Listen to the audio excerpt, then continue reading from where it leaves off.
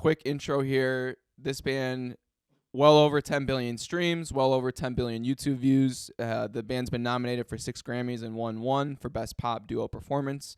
They've won multiple Billboard Best Album and Best Rock Artist awards. And they were actually the first. They had the first album in the digital era to have every track receive at least a gold rating. Whoa. Yeah. So 21 Pilots. 21 Pilots. That's strange. Well, it's not entirely strange. So I'll talk about this, but I guess now is a good time to like start it out. 21 Pilots doesn't really fit cleanly into any one like genre. No. Yeah, go ahead. So I was gonna say when I was listening to 21 Pilots, I almost got the sense of they're similar to Nirvana from a creativity standpoint, 100%.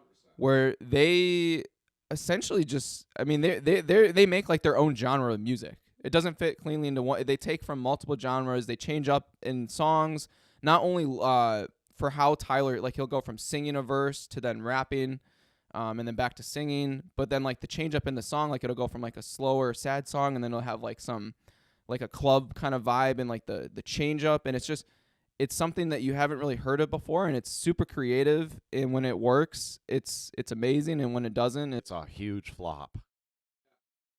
But yeah, I mean, it's interesting because like Nirvana's an interesting band to pull out of the hat there in terms of creativity because they're just so different.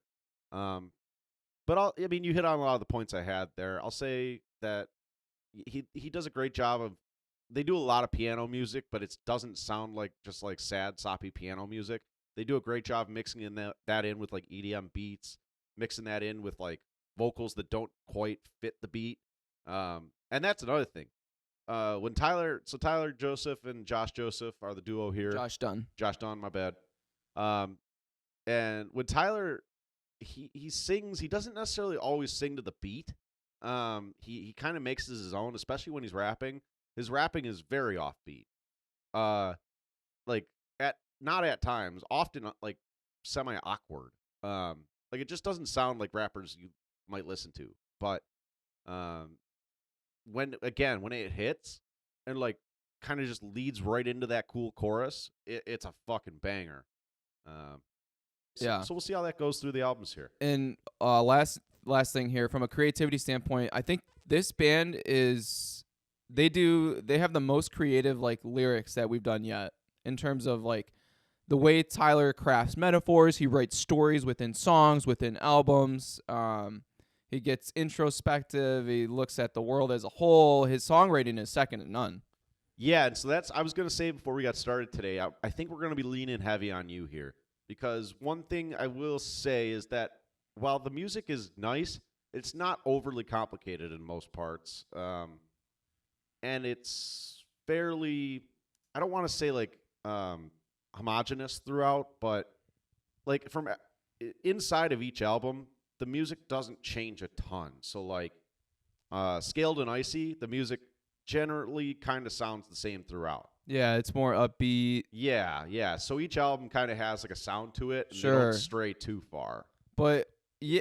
That's true, but there is some variance. Like if you were to take the 2 songs on the opposite spectrum, like within the album, like you do get there's a variance, but I would say, yeah, you're right. There's a certain level of variance, but generally speaking, sure. And it's not like they're coming in with like sick guitar solos or like wild beats. Like, oh no, like I said, the music's generally pretty simple.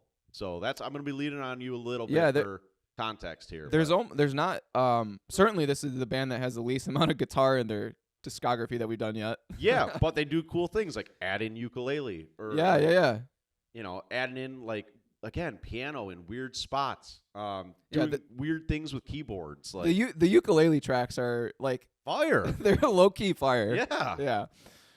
So with that, get into it. Yeah. So their first album, self-titled, 2009.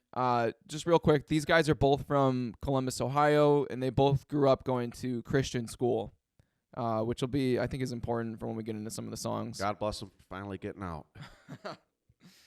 So I don't have anything for I don't have a ton for every track. Yeah. So one more fun fact here. So Tyler's parents, when he was growing up, made him make 500 basketball shots every night before dinner because they wanted him to get a scholarship for college for basketball. So he did do this, and he did get a scholarship, but then he turned it down to pursue music, which I think is awesome. That's kind of cool. Like, could you imagine? Like, just imagine your parents were like, "Okay, Joe, like we just grilled up some steaks and potatoes, but you have to make 500 basketball." Like, dude, that could take you like an hour. I mean, unless you're making, and they probably don't let him just shoot layups for each of the shots. It doesn't sound so insane though. Like, I feel like for parents who like have kids that have aspirations for higher levels of sports, like, is that insane? I mean, no, I've heard crazier stories. Right. Yeah. So I just think it's crazy, but it's not that crazy. But it is a little bit like a High School Musical story here, where, Dad, I don't want to play basketball. I just want to go make 21 Pilots. It's like, what? I don't even know what this sounds like. Get back outside. I don't give a shit about your ratty ass band, son. Get out there and hit 20 more threes. Yeah. Like, I wonder what the breakdown of the like he's doing like 100 free throws, 50 3-pointers, and then 50 layups, and then he does it again. Like, right? just wild. Yeah. So this album opens with Implicit Demand for Proof, which this song and most of this album sounds like it could be on Broadway. Yeah, this sets the tone for this album and kind of 21 Pilots as a whole right here. I mean, this is a great example of them mixing up sounds throughout the song. Like Joey said, very theatrical. Yeah. But not in like it is kind of like theatrical, but not in like a, I don't want to say it's like musical music, like a Broadway musical music. It is still like kind of has pop elements to it. So it's not like pure Broadway music, but it does have elements.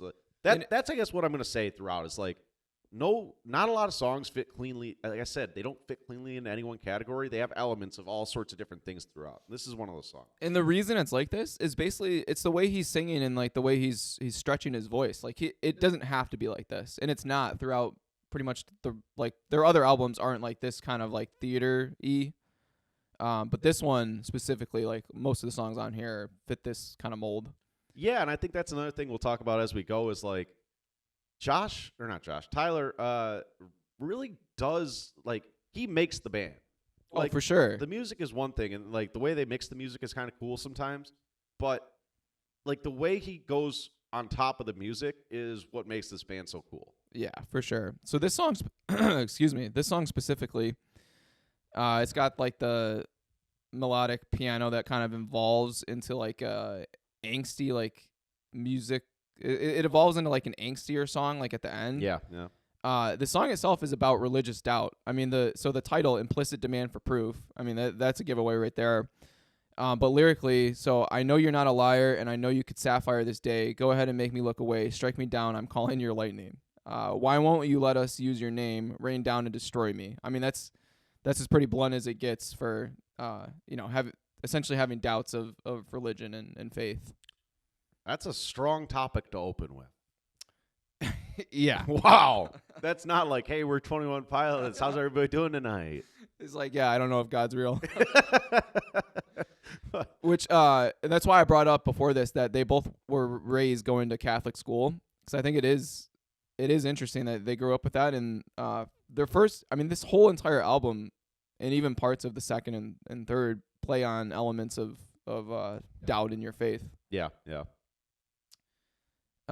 So next song here, Far Away. I didn't really like this one. Fall Away. Oh, sorry, Fall Away.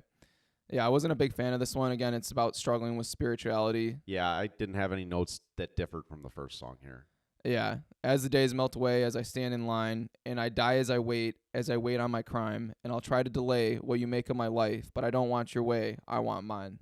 So. Yeah, I mean, not my favorite song, but looking here, it looks like this is one of the more favorite songs on Apple on this album. So I do like I don't know if it's the chorus, but when he's like, I don't want to fall away, I do like that. Yeah. And this song has more of like a suffering tone to it than some of the other songs. A little bit sadder, right. Yeah. So then it gets into the Pantaloon, which is this is one of the weirder tracks off the album. It's the Pantaloon itself is a term used in theater and comedy to refer to an old man who is often the butt of like the clown's tricks. Gotcha. Okay. So it's like essentially like the old fool. Because I was reading through these lyrics and that kind of makes sense. Yeah. So the song progresses where Tyler's singing about his grandpa being like the Pantaloon, and then it evolves into his dad. And then at the end of the song, he realizes like he's now the Pantaloon. So essentially, like following in the ways of your dad, grandpa, whoever, and knowing that you want to make changes from how they live their lives for the better, but then falling into like the same traps and like the same ways that your elders kind of have. Yeah. God, that's wild. I didn't realize like how this really like evolved throughout. It's a cool, again, the sound, like I don't really like the sound of the song as much, but lyrically like it's a cool concept. Yeah. The first time I listened to it, I was like, what the fuck's going on here? And then I read through it, listened again, and I was like, oh, okay. I mean, not for me, but like cool lyrics here, like you said. Yeah, and the other thing I noted about this, the first two verses are sung, and then the third verse is where he does it's kind of like rapping, but it's like talk rapping. Yeah, I don't know if there's a better term for that. That's part of his like awkward like gait when he's rapping is like sometimes he's just kind of like talking into the mic. It sounds like now talking fastly like da da da da da da, but still kind of just talking. I think this is maybe something Eminem was criticized for like back in the day too, but I would say Eminem is much more musically in touch early on than this. Sure. Yeah, and so he kind of talks out the third verse, which is when he becomes the Pantaloon, and then everything else in this song is like sung. So yeah. Again, I think he does it just to highlight like the change up and what the song is actually talking about, which is cool. That's a good point. I didn't think about that. Yeah. Yeah. So again, I mean, this isn't one of my favorite songs, but the concept of it is really cool. Yeah. Next up's Addict with a Pen. Same kind of thing here, really theatrical. I don't know. Like I said, it's going to be tough for me to give too many different notes, but not really for me here. Yeah, so this song I think is he's kind of like writing to God. He's like confessing his sins and begging for redemption or forgiveness. It's one of the lyrics. Hello, I've been traveling in the deserts of my mind, and I haven't found a drop of life. Yeah, kind of a reference to Jesus in the desert. Yeah, a couple more. I haven't found a drop of you. I haven't found a drop. I haven't found a drop of water. It gets really emotional, and the piano in the song's pretty cool. Yeah, they do a good job with the piano here for sure. And this album in general, they don't do so much keyboard as they do piano. There's more piano here than keyboard that we'll see later. Yeah. Which is kind of cool. And then one more lyric I had. End of my ways, a walking denial. My trial was filled as a crazy suicidal head case, but you specialize in dying. You hear me screaming, Father, and I'm lying here just crying. So wash me off. So wash me with your water. So, again, the way he sings and the music here, this isn't my favorite work, but the lyrics are they're powerful, especially if you're going through something similar. Yeah. The next song is Friend Please, and this is the first one I kind of connected to. Do you listen to Muse at all? I only know like the radio hits. Yeah, okay. So Friend Please kind of has these like muffled, drawn out electronic sounds in the background. Kind of like a Muse song for those fans out there. A break from the hip hop action here in this song. This is the first song I was like, oh, that's kind of cool. Yeah, dude, this is a powerful ballad. It's the song is about telling a friend that's contemplating suicide that their life is worth living. Damn. I don't know if he wrote this for himself or if maybe there was someone in his life that was going through this. Yeah. But some of the lyrics, friend, please don't take your life away from me. Would you let me know your plans tonight? Because I just won't let go till we both see the light. Damn. Yeah. So. Not shy. No, I mean this is for a first album. This is incredibly bold. Oh my God, way out there, and you know, in the context of what was going on, I don't think. Yeah, this is in 2009. Yeah, so 2009. Great recession. Yeah, sad time for a lot of people. And maybe because this album was like pretty heavy, it wasn't so easy to like put on the radio. I don't know what kind of record deal or anything they had at the time, anyways, but like. I think this one I don't know if it was self-published, but I know they signed a deal because after this album, before Vessel, they released a second album that had like a majority of the Vessel songs on it, and then they signed a record deal, and then they did Vessel. Yeah. Okay, that makes sense. Yeah, it looks like it's self-produced here, and so naturally it might be a little tough for them to get radio play with this.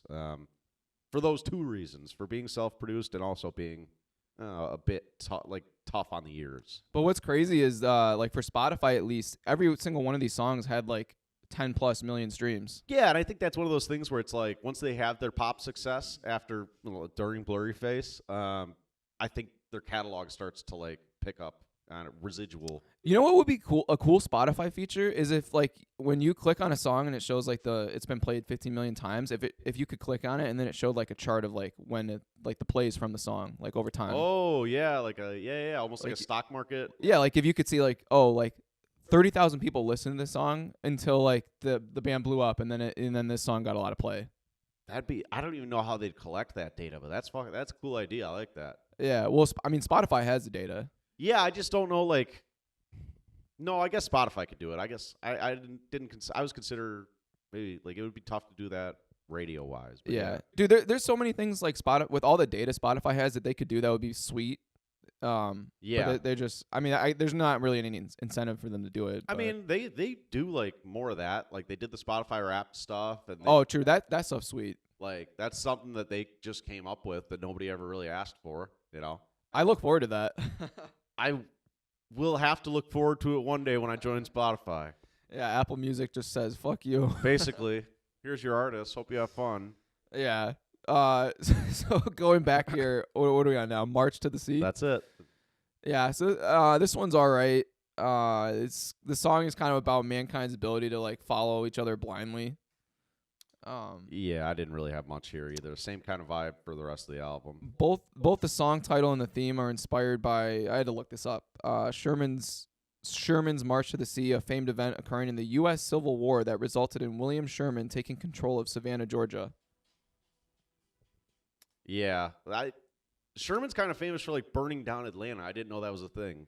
Yeah, and so part of like one of the lyrics, my eyes are focused on the end of land, but again, the voice inside my head says, "Follow me instead." This is at like the climax of the song, and then Tyler starts screaming, "Follow me instead!" Like he starts bellowing it out. Yeah, and so that's kind of what I was talking about with like weird vocals on top of the beat, right? Because this beat is kind of like a mid-tempo, mid-level synthy beat, and Tyler really goes up and down through the range and like makes it his own. Yeah. So then the next song is Johnny Boy, which I wasn't a big fan of this one. I had a note here. Let me pull this up real quick. So while you pull that up, this was a song that Tyler wrote for his dad after he'd been fired from his job, and he used like the phrase like Johnny Boy is like, yeah, it's kind of like a John Doe or like a Jane Doe. It's just like, oh, that that Johnny Boy. Yeah. It's. I could see where you might not like this. It is a little almost like goofy. Yeah. But I do like this is one of the few songs I do like the music on. Or not, let me not put it that way. This is one of the songs where the music stood out. I do like a lot of the music. This is one of the ones where the music stood out a little bit. They have this just like kind of cool piano through the verses and in the intro. And then they get into this like kind of more upbeat pop chorus to it. I don't know why it stood out. It just did. And it's kind of cool. But yeah, the song as a whole, okay. Yeah, and so the song as a whole, it's kind of around like just the general like societal disapproval that anyone can experience, especially like financially. Like his dad had been let go of his job. This was around the Great Recession. Yeah. So it's just kind of like a hey, pick yourself back up on get back up on your feet, and one of the more like I guess positive songs on the album. Right. Yeah, not a ton, but there it is. So then the next song is "Oh Miss Believer," which I believe this had the most, if not the second most streams on Spotify. Okay, yeah, this is one of the hits on Apple here too. Okay. Yeah, so don't have a whole lot. My notes were it's kind of like a double meaning for the word misbeliever, like it's got the entendre to it. Yeah, so there is an element of winner in the song where it's mentioned in the lyrics, but then it's also like if you I have a note here to play the song at a certain time frame because it sounds like Jingle Bells. Give me 1 sec. Minute 34. Actually, you can kind of hear it there too, but Jingle bells, jingle bells. Yeah, I can see that. I didn't make the connection, but no, I might never miss it.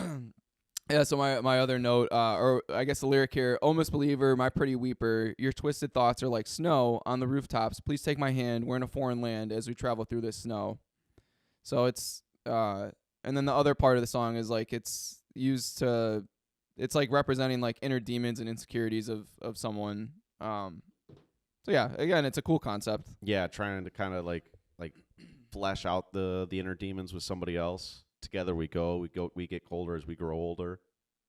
Yeah. All right. Air Catcher is the next song on this album. I like this song. Yeah, good song here. Yeah, I think I got a note here. No, I was wrong. But yeah, again, back to the kind of theatrical stuff. Kind of mixes in the hip hop here again. I think. But this is kind of the theatrical sound I was talking about. And that's another thing on this album. That you talk about this religious aspect to it. Sometimes it almost does sound like church choir music. Yeah, I totally get that. So I had a note here. It's the song's like a slow build up, and then the piano kind of kicks in like.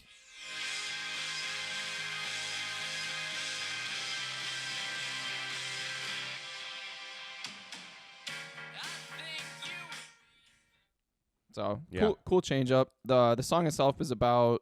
I had to look this one up. Describes a reluctant attraction emanating from Tyler, which he slowly falls into temptation. The title uses imagery to describe a parachute, which airs Tyler in the precautionary measures to avoid heartbreak. Okay. So it's more like relationship. So the last two songs are a little bit more on the relationship side of things. Yeah. And he explains that the attracting predator sabotages his metaphorical parachute by possibly unintentionally making him fall in love with him. I was doing fine on my own, and there wasn't much I lacked, but you've stolen my air catcher, and I don't know if I want it back. That's the line from the song. Gotcha, yeah. Yeah. So I guess from there, they get into Trapdoor. You have any notes on this one? Same kind of thing, just theatrical music, a little bit more upbeat, but nothing crazy here. Yeah, so the actual Trapdoor, like the title of the song, it's like a throwback reference to like back in the old days when they had the gallows where people were like executed by like hanging. Yeah. Oh, and this is with the okay. Yeah. So the song, it's talking about the loneliness of as like the protagonist, if you will, of the song fights like depression, which slowly eats at his sanity. The trapdoor is slipping. The trapdoor is a metaphor. Yeah, which is cool. Yeah. It kind of represents like the direness of the situation. Right. And then so one of the lyrics, he wakes up early today, throws on a mask that will alter his face. Nobody knows his real name, but now he just uses one he saw on a grave, which is a pretty powerful line. Yeah, that's powerful and dark as shit. Wow. Yeah, and then another one. Everyone gather around for show. Watch as this man disappears as we know. Do me a favor and try to ignore as you watch him fall through a blatant trapdoor. So like kind of talking about like everyone knows someone in life that like is struggling, and sometimes like it's easy to ignore them when you might you should help out. Right. Do something to stop him from falling. Yeah, so again, even though the music wise this wasn't one of my favorites, like it was a cool concept. Now, in terms of music-wise, the next song, I think, has sweet music. Yeah, dude, I like this song. A car, a torch, a death. It's got this cool little, like, it's not a whistle, but it's kind of got a whistly synth in the beginning. You should play it. Dude, it sounds like a car horn is part of the beat. So it opens slowly like this. I don't want to skip too far ahead because I want to hear this, like, wee. It sounds like car lights. Yeah, a little bit. Yeah, like when you honk the horn, it's a little bit like higher pitched. Like you can kind of hear it with this just little ting in the back, but it's not quite it. I don't want to skip too far ahead, can fucking miss it. But I'll just keep playing it until I hear it out. But I think this song is severely underrated. I think this is a really good one. The song itself about struggling with faith again. Yeah, this is definitely one of the better tracks on this album for sure. It's kind of like he's driving away from God. Yeah, and this track doesn't get the love it deserves. You mentioned it's underrated. It doesn't have like the big play on the Apple charts here, but definitely like one of their better deep cuts. Yeah, one of the lines which is cool, and I began to envy the headlights driving south. Like he's envious of people that like have faith and like Yeah. they're just I began to understand why God died. Huh.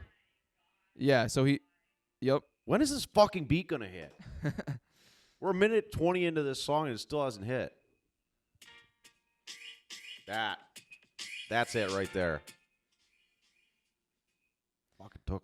Yeah, so he says like I think it's 3 times throughout the song, and I began to understand why God died, which is again it's super powerful. Some of the other lyrics I noted: the air begins to feel a little thin, and as we're waiting for the morning to begin, just for now you told me to hold this jar, and when I looked inside, I saw it held your heart. For me to walk away with, I began to understand why God died. Yeah, man, powerful shit there. Cool song. Definitely check this one out on a listen through. Yeah, if you don't know this one, for sure, check it out. And then from there it gets into Taxi Cab. Yeah, this is kind of back to just the meh for me. More of the same. Kind of okay. Yeah, so I know we're taking a while on this album, but I had to take notes for all these just because of like lyrically it's so cool. That's why I said like I'm gonna let you carry here. Okay, so so this is a song about a near-death experience and an encounter with God. So he described how he was saved by a taxi cab and took him to heaven, where he met 3 men who represented the Father, Son, and the Holy Spirit. Okay. So and then it's kind of like a reflection on his life and sins and how God forgave him and gave him like a second chance. That's cool. Yeah. So some of the lyrics. Oh, sometimes we will die and sometimes we will fly away. Either way, you're by my side until my dying days. And if I'm not there and I'm far away, I said, don't be afraid. I said, don't be afraid. We're going home. It's kind of got that same cadence as that poem you'll hear in like it was in a Metallica song. If I die before I wake, pray the Lord my soul to take. It's kind of got that same cadence to it. Obviously, the words are completely different, but it's got that a little bit like similar sound to it, which is a cool little like reference there maybe. Yeah, and this is another one where he changes up from like singing to like rapping. For sure. Yeah, cool song. So then it gets into before you start your day. Or sorry, this is yeah, no, that's right. Yeah, okay. I wasn't a big fan of this one. It's got like a slow like kind of piano sound to it. Yeah, that's the whole thing basically. What the song's actually about narrator's insecurities. So he describes how he has to hide his true self behind a mask. How he wishes he'd be free from pain. He also hears a voice in his mind that sings to him and comforts him, possibly representing God or his own conscience. Gotcha. One of the lines: look in the mirror and ask your soul if you're all right. Put out the glitter that your soul hides behind. So damn. Okay. Cool. Yeah, that's all I had on that one. Fine song. Not one of my favorites on this album. It's fine. Closes out with Isle of Flightless Birds. I know you wanted to talk about this. Cool song title. Yeah, this is a cool song title. It's really out there. Just quickly, this is a song with kind of like it's a simpler song. Mid-tempo drums over like violin strings, it kind of sounds like. But Tyler really does his work here, going up and down through his range, like getting every little bit out of this song. Yeah, this is a cool one. He's kind of challenging people in the song who waste their potential and like just follow the crowd to kind of like go out on your own and like kind of follow your dreams. Think for yourself. So he uses a metaphor of flightless birds to describe people who have wings but don't use them to fly, which is cool. That kind of feels like it fits pretty well with the album. Yeah, and he's totally. He's urging people to like follow their own beliefs and values. Yeah. And again, most of the songs on this album talk about religion in some capacity. But moreover, I think this album questions authority. As a for whole, sure, religious authority, or you talk about the Pantaloon, right? Like that's not necessarily authority as it is like just people talking down on you. And this song kind of wraps it up and says, "Do your thing, do what you think is right, and chase it. Don't let it go." Yeah, that's a good point. Yeah, he also kind of implies there's like a spiritual battle, referencing demons and angels, and that he hasn't chosen his side, which is, again, it just ties back to like the questions he's having about his own faith. Right. Yeah. So some of the lyrics that are really cool from the song: all we are is an isle of flightless birds. We find our worth in giving birth and stuff. We're lining our homes against winding roads. But if we wake up every morning and decide what we believe, we can take apart our very heart, and the light will set us free. Your soul knows good and evil. Your soul knows both sides, and it's time to pick your battle, and I promise you this one is mine. Cool song to close out the album. Yeah, 100%. And that wraps up the 21 Pilots' first album, 21 Pilots. Yeah. So, again, just reiterating here, before we get into Vessel, they did release Regional at Best in 2011. This album features most of the songs that appear on Vessel. Some of them were re-recorded for that album. And then as part of their, like I said, they had signed a record deal to release Vessel. This album was discontinued with no physical copies or digital copies available for sale. So only 6 of the tracks on this album aren't featured on any other album. Oh, okay, cool. Yeah. So six tracks lost to the ether. See ya. Actually, that would be cool. That would be cool one day if they just like found a way to throw them onto like an EP or something. So it says some of the unreleased ones you can get on Pandora or this site called Deezer, which I've never heard of. It sounds like that sounds oddly sexual. It sounds like they're trying to get you to say like D's nuts or something.